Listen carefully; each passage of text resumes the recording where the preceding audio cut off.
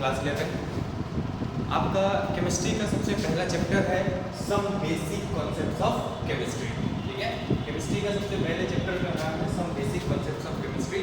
इन्हीं के बारे में मतलब कि केमिस्ट्री में क्या क्या चीज़ें होती हैं उनके बेसिक कॉन्सेप्ट्स के बारे में सबसे पहले आपको बताया जाएगा। देखिए, आपने 9th 10th में जो केमिस्ट्री या फिर जब दूसरे सब्जेक्ट थे जो फिजिक्स या फिर बायोलॉजी आपने पढ़ा है वो बहुत कम में दिया होता है ना। हर टॉपिक से थोड़ा थोड़ा आपको बता दिया जाता है ताकि आपको साइंस का इंट्रोडक्शन दिया जाता है। ठीक है, अब जब आप 11th 12th में पढ़ते हैं तो उन्हीं टॉपिक्स को बहुत ही बड़ा करके बताया जाता है। ठीक है, तो हम सबसे पहले देखिए पूरे डिस्क्रिप्शन में पढ़ने से पहले, ठीक है, पूरे केमिस्ट्री को डिस्क्राइब करके पढ़ने से पहले हम कुछ बेसिक कॉन्सेप्ट मतलब जो आपने आज तक पढ़ा है केमिस्ट्री में, जो भी आपने आज तक पढ़ा है उनके बारे में हम पढ़ने जा रहे हैं, जिसमें पहले चैप्टर का नाम है some basic concepts of chemistry. ठीक है, देखिए तो सबसे पहले केमिस्ट्री होता क्या है? सबसे पहले केमिस्ट्री होता क्या है? तो केमिस्ट्री एक ब्रांच ऑफ साइंस है। ब्रांच ऑफ साइंस, केमिस्ट्री एक ब्रांच ऑफ साइंस है जो डील करता है कंपोजिशन, स्ट्रक्चर और प्रॉपर्टीज ऑफ मैटर। ठीक है, मतलब कि एक साइंस का वो ब्रांच जो ब्रांच किसी भी मैटर के कंपोजिशन, स्ट्रक्चर और प्रॉपर्टीज के बारे में बताता है। ठीक है, प्रॉपर्टीज के बारे में बताता है, प्लस उस मैटर में किस तरह के चेंजेस हो रहे हैं, उस मैटर में किस तरह के चेंजेस हो रहे हैं और कौन से लॉज हैं जो उन चेंजेस को गवर्न करते हैं, जिन लॉज पे वो चेंजेस होते हैं। ये सारी चीजें साइंस के जिस ब्रांच में हम पढ़ते हैं उस ब्रांच को हम लोग केमिस्ट्री कहते हैं। एक बार फिर से सुन लीजिए, साइंस का वो ब्रांच, ठीक है, जिस ब्रांच में किसी भी मैटर के कंपोजिशन, स्ट्रक्चर और प्रॉपर्टीज के बारे में पढ़ा जाता है, प्लस उनमें उस मैटर में हो रहे कौन कौन से चेंजेस हैं उनके बारे में, और उन चेंजेस को वो चेंजेस किस लॉज पे हो रहे हैं, किस नियम पे हो रहे हैं, उस नियम के बारे में पढ़ने को, इन सारी चीज़ों को जिस हम ब्रांच में पढ़ते हैं उसको क्या कहते हैं? हम केमिस्ट्री कहते हैं। ठीक है, अब देखिए केमिस्ट्री का बहुत इंपॉर्टेंस है, ठीक है ना, लाइफ में हमारे केमिस्ट्री का बहुत इंपॉर्टेंस है। मान लीजिए कि देखिए शुरुआत कहाँ से हुआ केमिस्ट्री का? केमिस्ट्री का शुरुआत हम मानते हैं कि किस चीज़ से हुआ था कि हम सबसे पहले ये सोचा गया कि किन चीज़ों से बना हुआ है। ठीक है, किन चीज़ों से आपका ये मैटर, कोई भी मैटर किन चीज़ों से बना हुआ है, इसको लेके आपका क्या हुआ? शुरुआत हुआ केमिस्ट्री का। चलिए वो सब जवाब धीरे धीरे मिलता गया आपको, धीरे धीरे वो सब चीज़ों स्ट्रक्चर ऑफ एटम में धीरे धीरे वो सब सारी चीज़ें बताई जाएंगी। फिलहाल हम इम्पोर्टेंस ऑफ केमिस्ट्री देखते हैं, क्या हमारे लाइफ में इम्पोर्टेंस है। देखिए केमिस्ट्री को हम सेंट्रल साइंस भी कहते हैं। सेंट्रल साइंस, केमिस्ट्री को हम सेंट्रल साइंस भी कहते हैं। क्यों? क्योंकि ये केमिस्ट्री एक ऐसा सब्जेक्ट है जो बीच की कड़ी मानी जाती है। ये फिजिक्स में से भी जुड़ता है और ये बायो से भी जुड़ता है। ठीक है, केमिस्ट्री वो ब्रांच ऑफ साइंस है जो फिजिक्स से भी जुड़ा हुआ है और बायोलॉजी से भी जुड़ा हुआ है, इसीलिए इसको सेंट्रल साइंस कहा जाता है। ठीक है, लाइफ में अगर इसकी इंपॉर्टेंस की अगर हम बात करें तो सबसे पहले मान लीजिए कि हम बात करते हैं सप्लाई और फूड पे। देखिए आपको पता है कि कितना पॉपुलेशन बढ़ गया है ना, इंडिया का पॉपुलेशन काफ़ी ज़्यादा है, या फिर दुनिया में भी पहले जितना पॉपुलेशन था उससे तो पॉपुलेशन काफ़ी ज़्यादा बढ़ गया है ना। पहले काफ़ी कम लोग थे, मतलब कि मान लीजिए कि अगर हम कुछ समय पहले की ही बात करें तो मान लीजिए कि 5 अरब लोग थे दुनिया में, है ना, 5 अरब लोग थे। अब लगभग 7 अरब, कुछ दिनों में हमको लगभग 7 अरब, क्या हमको लग रहा है कि 7.5 अरब है, या कुछ दिनों में 8 अरब होने वाले हैं। यानी कि पॉपुलेशन दुनिया का काफ़ी ज़्यादा बढ़ चुका है। अब आपको पता है कि अगर पॉपुलेशन बढ़ेगा तो डिमांड ऑफ फूड भी बढ़ेगा, है ना। जब पॉपुलेशन बढ़ता है तो डिमांड ऑफ फूड भी बढ़ता है। अब डिमांड ऑफ फूड बढ़ेगा तो भाई मान लीजिए कि अगर हम किसी खेत में अनाज उगा रहे हैं तो खेत बड़ी थोड़ी हो जाएगी, खेत नहीं बड़ी होगी, हमको उसी खेत में, उतने ही खेत में क्या करना है कि हमको पैदावार को बढ़ाना है ना। हम उसी में जो आपका प्रोडक्शन हो रहा है उस प्रोडक्शन को बढ़ाना पड़ेगा। उस प्रोडक्शन को बढ़ाने में हेल्प करता है केमिस्ट्री, ठीक है। उस प्रोडक्शन को बढ़ाने में हेल्प करता है केमिस्ट्री। जैसे हाइब्रिड सीड्स है ना, हाइब्रिड सीड्स के बारे में, हाइब्रिड सीड्स आपके हैं जो कम जगह में ज़्यादा अनाज उग जाता है, प्लस प्रिजर्वेटिव्स ऑफ केमिस्ट्री की मदद से बहुत सारे प्रिजर्वेटिव्स बना लिए जा चुके हैं जिनसे खाना को काफ़ी समय, लंबे समय तक रोक रखा जा सकता है, वेस्ट नहीं होता है, ठीक है। प्लस आपके इंसेक्टिसाइड्स हैं, पेस्टिसाइड्स बन चुके हैं। केमिस्ट्री ने बहुत सारे इंसेक्टिसाइड, पेस्टिसाइड्स दिए हैं जिनकी मदद से खेतों में लग रहे कीड़ों को हम मार सकते हैं, ठीक है, और आसानी से हमारा खेत बचा रह सकता है। इसके बाद अगर हम contribution of better health and sanitation अगर देखा जाए तो आपने देखा है कि अब तो ऐसे ऐसे दवा आ गए हैं, जैसे कि मान लीजिए कि शुरुआत में आपका, चलिए हम नॉर्मल एग्जांपल लेते हैं टीबी का, है ना, टीबी का, ट्यूबरक्लोसिस। पहले ट्यूबरक्लोसिस का दवा नहीं था, लोगों को जिसको ट्यूबरक्लोसिस हो जाता था उसको मरना ही था, कुछ समय बाद वो मर जाता था। लेकिन अब क्या है कि ट्यूबरक्लोसिस का भी इलाज आ गया है ना।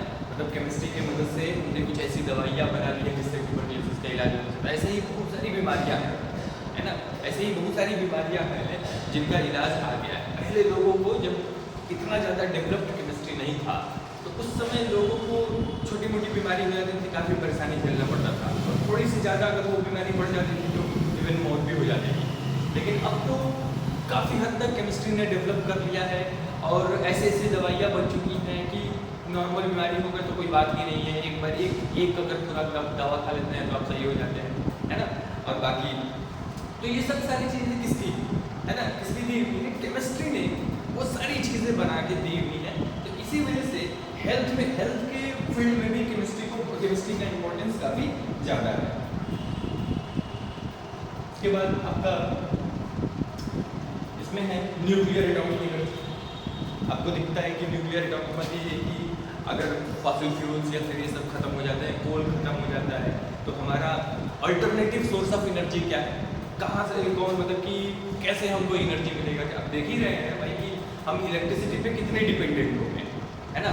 आप तो आज देख ही रहे हैं इलेक्ट्रिसिटी पे कितने डिपेंडेंट हो गए। मान लीजिए कि हमारे देश का ज़्यादातर इलेक्ट्रिसिटी कोयले से पैदा होता है, अगर कोयला खत्म हो जाता है तो हम क्या करें। तो उसी तरह से उससे इस सवाल का जवाब केमिस्ट्री ने दिया कि चलिए आप एटॉमिक एनर्जी को यूज़ करिए, है ना, एटॉमिक एनर्जी को यूज़ करिए और उस एटॉमिक एनर्जी से आप इलेक्ट्रिसिटी जनरेट कर सकते हैं, ठीक है। तो केमिस्ट्री ने अल्टरनेटिव सोर्स ऑफ एनर्जी भी दिया है हमें, प्लस बहुत सारे एप्लीकेशन है इंडस्ट्रीज में, वॉर में, कई जगह वॉर में भी केमिस्ट्री का बहुत यूज़ किया जाता है। जैसे कि पहली बार दूसरे विश्व युद्ध में, सेकेंड वर्ल्ड वॉर में आपके गैसेस का यूज़ किया था, फॉस्जीन गैसेस का यूज़ किया गया था, जानलेवा गैसेस का, ठीक है।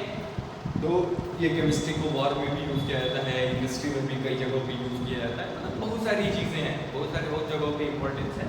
हम आपके पास इसका बुक होगा तो उसमें इम्पोर्टेंस दिया हुआ है, तो मैं एक चीज़ मैं बता के इतनी बता दिया, इसके बाद आप उसमें पढ़ेंगे तो आपको समझ में आएगा। हम टॉपिक पे, मेन टॉपिक पे आते हैं। चलिए सबसे पहला, सबसे बड़ा सवाल केमिस्ट्री का, व्हाट इज मैटर। मैटर क्या है, सबसे बड़ा सवाल, ठीक है, सबसे शुरुआती सवाल, मतलब बेसिक सवाल कि व्हाट इज मैटर। तो मैटर के बारे में anything which has mass and occupies space, मतलब कि वो सारी चीजें जिसके अंदर मास होता है और वो स्पेस ऑक्युपाई करता है, उसको हम क्या कहते हैं, मैटर कहते हैं। जैसे हम हैं, या फिर आपका बुक है, ये मार्कर है ना, ये बोर्ड है, हमारा घर है, जो भी चीज़ हो जिसके भी अंदर मास, आप समझ सकते हैं, कोई भी छोटी से छोटी चीज़ आप उठाएंगे उसके अंदर मास होता है।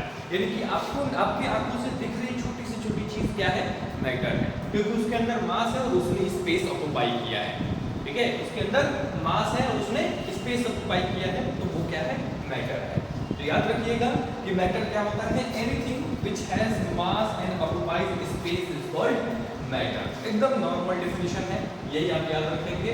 मतलब कि कोई भी चीज जिसके अंदर मास और वो स्पेस ऑक्युपाई करता है वो मैटर कहते हैं, ठीक है। अब इसका क्लासिफिकेशन हमको पढ़ना है, classification of matter, classification of ये पढ़ना है। देखिए मैटर का क्लासिफिकेशन दो बेसिस पे किया जाता है, ठीक है। मैटर का क्लासिफिकेशन दो बेसिस पे किया जाता है। सबसे पहले हम एक फिजिकल क्लासिफिकेशन करते हैं, फिजिकल, और एक हम करते हैं केमिकल क्लासिफिकेशन। तो वो क्लासिफिकेशन जो मैटर के फिजिकल प्रॉपर्टीज के बेस पे होता है उसको फिजिकल क्लासिफिकेशन कहते हैं, ठीक है। और वो क्लासिफिकेशन जो मैटर के केमिकल प्रॉपर्टीज के बेस पे होता है उसको केमिकल क्लासिफिकेशन कहते हैं। देखिए कभी भी किसी भी कोई भी चीज आप जब पढ़ते हैं तो उसमें क्लासिफिकेशन भी पढ़ाया जाता है। जब क्लासिफिकेशन पढ़ाया जाता है तो हो सकता है कि एक ही चीज का क्लासिफिकेशन 2 या 3 या 4, ठीक है, 2 या 3 या 4 तरीके अलग अलग तरीके से हम क्लासिफाई कर सकते हैं। तो भाई ऐसा कैसे, एक ही चीज का क्लासिफिकेशन दो? तो देखिए जो बेसिस होता है ना वो बेसिस आपको बदल दिया जाता है। बस क्या किया जाता है कि जो बेसिस होता है उस बेसिस को बदल दिया जाता है। एक मिनट,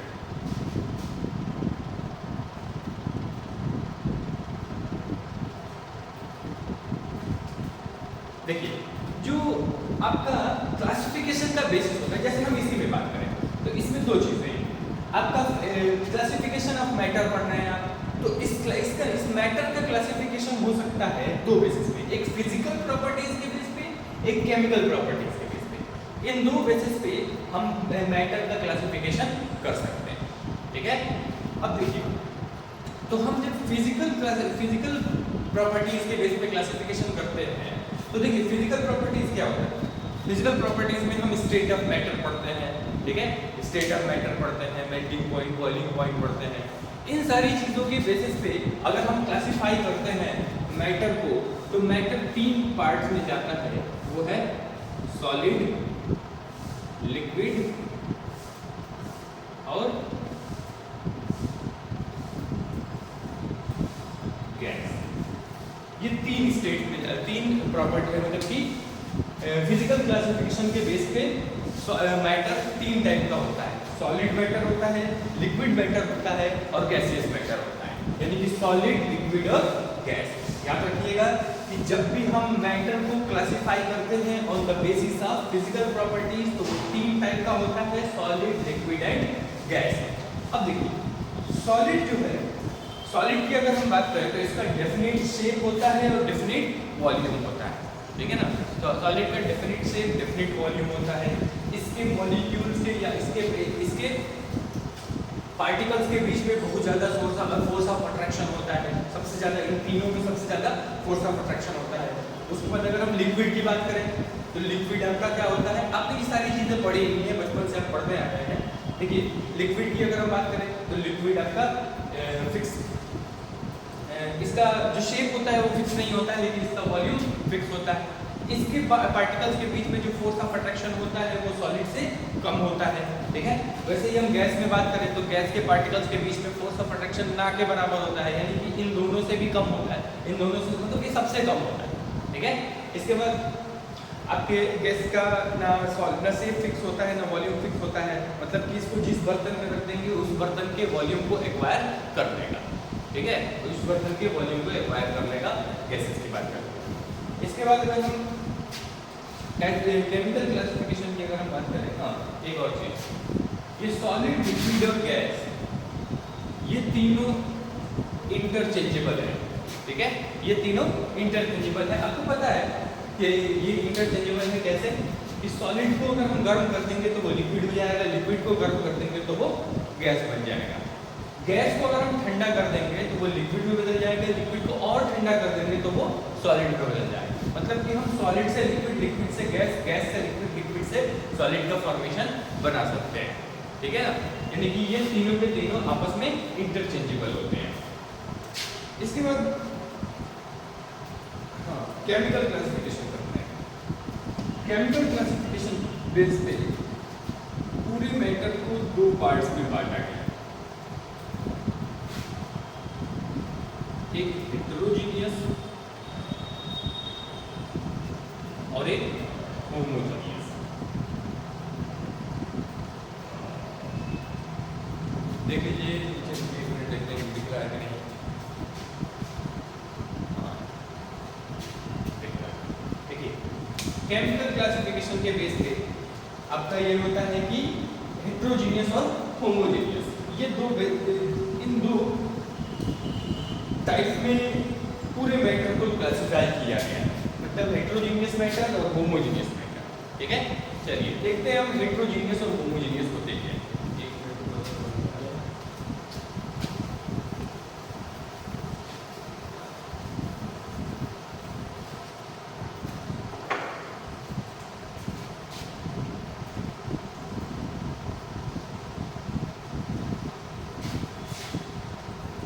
सबसे पहले हेटेरोजीनियस की अगर हम बात करें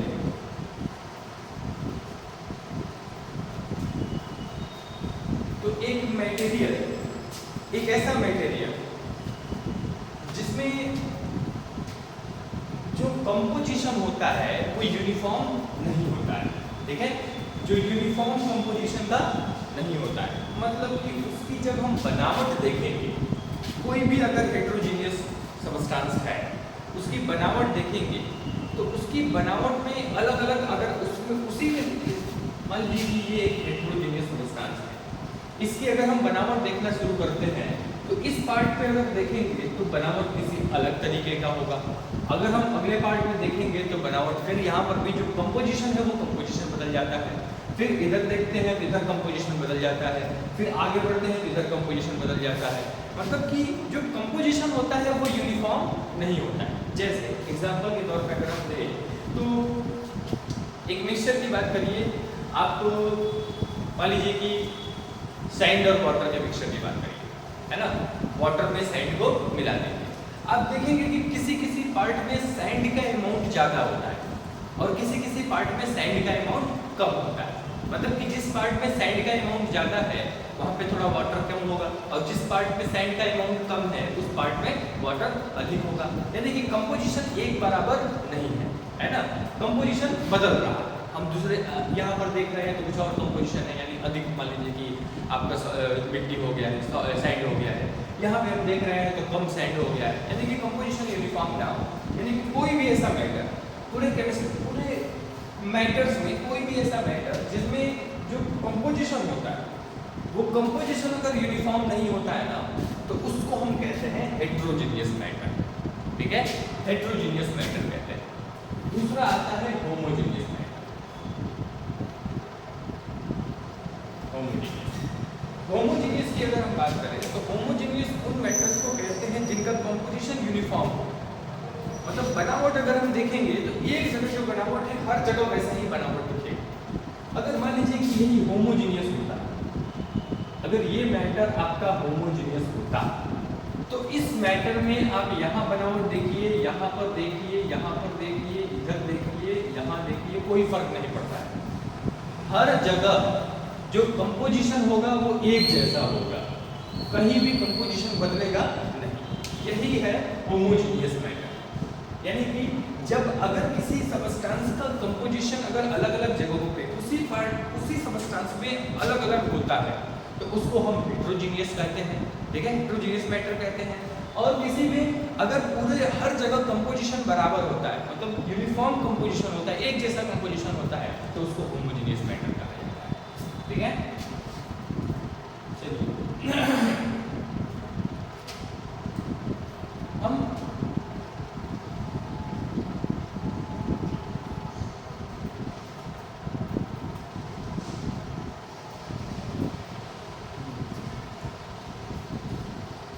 अब देखिए, अब होमोजीनियस और हेटेरोजीनियस भी क्लासिफाइड है।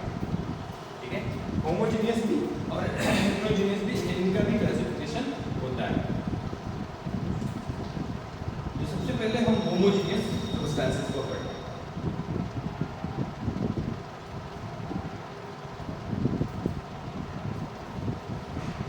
हाँ, एक और चीज़ है कि हम केमिकल कंपोजिशन के बेस पे एक और तरीके से हम क्या करते हैं, क्लासिफाई करते हैं।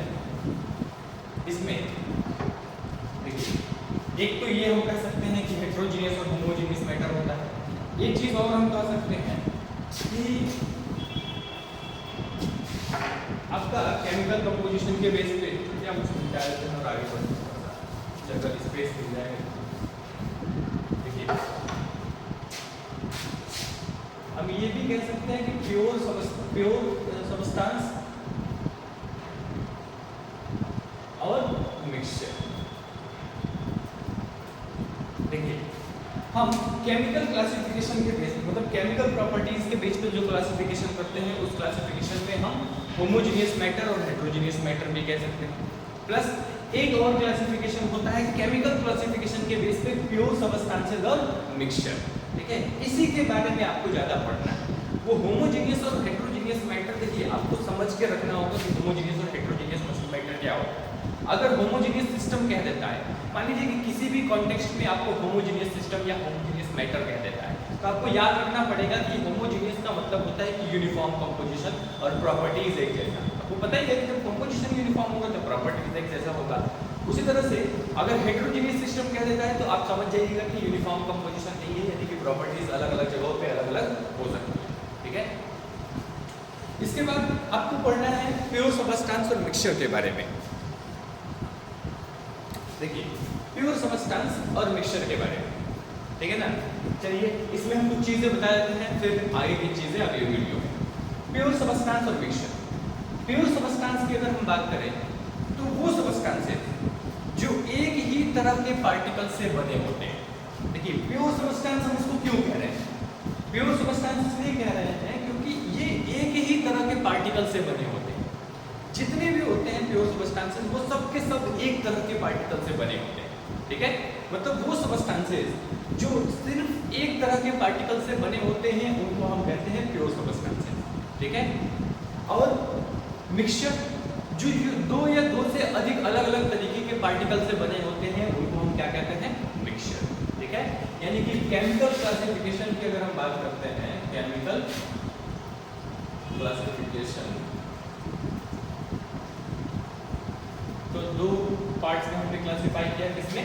प्योर सबस्टांस और मिक्सचर। प्योर सबस्टांस की अगर हम बात करें तो वो सारे सबस्टांसेस जो सबस्टांसेस क्या होते हैं, जिनके जो सिर्फ एक टाइप के पार्टिकल से बने होते हैं, हम उनको क्या कहते हैं? आपके प्योर सबस्टांसेस कहते हैं। जो दो या दो से अधिक अलग अलग तरीके के पार्टिकल से बने होते हैं उनको हम क्या कहते हैं? मिक्सचर।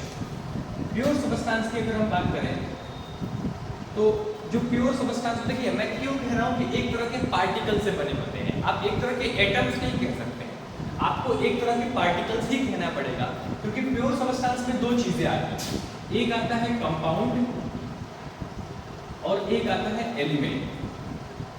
देखिए, कंपाउंड जो होता है वो एक ही तरीके के मॉलिक्यूल से बना होता है। जितने भी कंपाउंड होते हैं वो सब के सब एक तरह के मॉलिक्यूल से बने होते हैं, और एलिमेंट जो होते हैं वो एक तरह के एटम से, सेम एटम से बने होते हैं। तो आप अगर प्योर सबस्टांस में ये दोनों आते हैं, इसीलिए इस प्योर सबस्टांस में हम एटम या मॉलिक्यूल एक कोई नहीं कह सकते, इसीलिए हम उनको रिप्लेस करके पार्टिकल का यूज करते हैं। ठीक है, कि वो सबस्टांसेस जो एक तरह के पार्टिकल से बने होते हैं उनको हम प्योर सबस्टांस कहते हैं। अगर एक तरह के मॉलिक्यूल से बने होते हैं तो वही प्योर सबस्टांस कंपाउंड हो जाएगा, अगर एक तरह के एटम से बने होते हैं तो वही प्योर सबस्टांस एलिमेंट हो जाएगा। अगर सिर्फ एक तरह के एटम, मतलब सेम एटम पूरे सबस्टांस में दिख रहा है तो वो प्योर सबस्टांस है, और प्योर सबस्टांस में क्या है?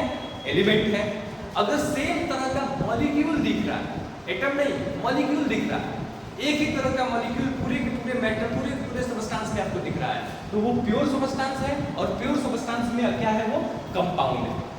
ठीक है, तो इतना आप अपने बुक से पढ़ेंगे। इसके बाद हम मिक्सचर के बारे में बताएंगे, एलिमेंट और कंपाउंड के बारे में डिस्क्रिप्शन में पढ़ा जाएगा, इसके बाद मिक्सचर के बारे में पढ़ा जाएगा, फिर हम आगे बढ़ेंगे लॉज ऑफ केमिकल